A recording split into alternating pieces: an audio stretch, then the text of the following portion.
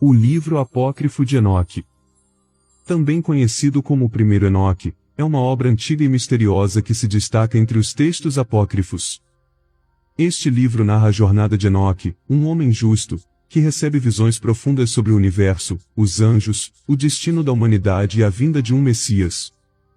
Além disso, o texto explora conceitos como o julgamento divino e o castigo para os ímpios. Escrito em diferentes partes e períodos entre o terceiro e o primeiro século antes de Cristo, o livro de Enoque oferece uma visão única sobre a espiritualidade e as crenças antigas, embora não tenha sido incluído no cânon bíblico tradicional, mas que foi mencionado por algumas cartas do Novo Testamento, como Carta aos Hebreus, Segunda Carta de Pedro e na Carta de Judas. Sua influência é vasta, sendo referenciado em várias tradições religiosas e literárias ao longo dos séculos. Primeiro livro de Enoque. Capítulo 1. As palavras das bênçãos de Enoque, com as quais ele abençoou os eleitos e os justos, os quais devem existir nos tempos da tribulação, rejeitando toda iniquidade e mundanismo. Enoque, um homem justo, o qual estava com Deus, respondeu e falou com Deus, enquanto seus olhos estavam abertos e enquanto via uma santa visão dos céus. Isto os anjos me mostraram. Deles eu ouvi todas as coisas, e entendi o que vi, coisas que não terão lugar nesta geração, mas numa geração que deve acontecer num tempo distante, por causa dos eleitos. A respeito deles eu falei e conversei com ele, o qual virá de sua habitação, o Santo e Poderoso, o Deus Criador do mundo. O qual pisará sobre o monte Sinai, aparecerá com suas hostes e se manifestará com a força do seu poder dos céus. Todos estarão temerosos e as sentinelas estarão aterrorizadas. Grande temor e tremor se apoderarão deles, mesmo aos confins da terra.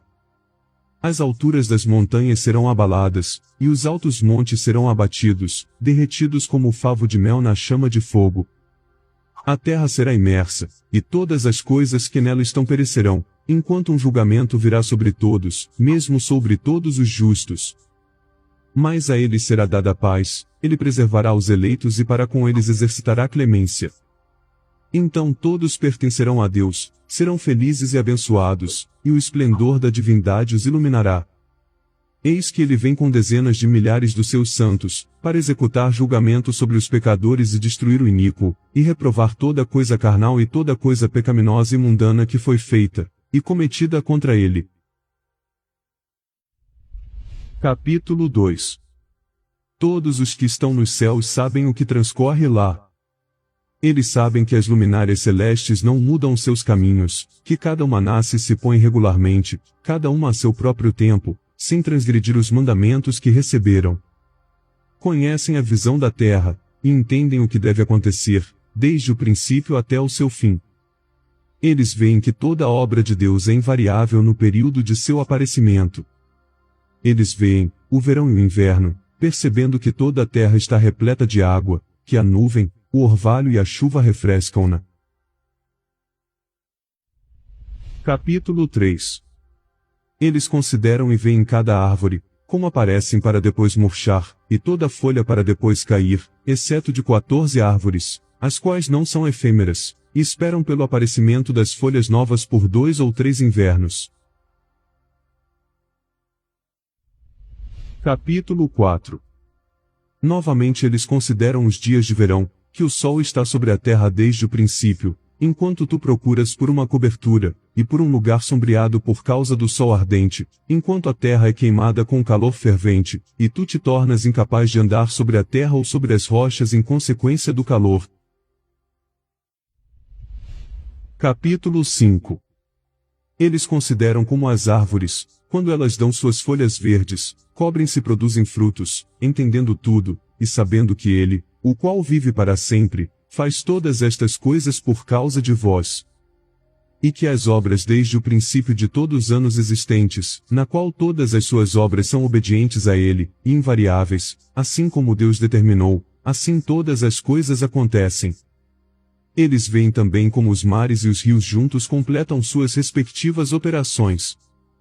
Mas tu resistes impacientemente, não cumpres os mandamentos do Senhor, mas transgrides e calunias a sua grandiosidade, e malditas são as palavras em tua boca poluída, contra a sua majestade.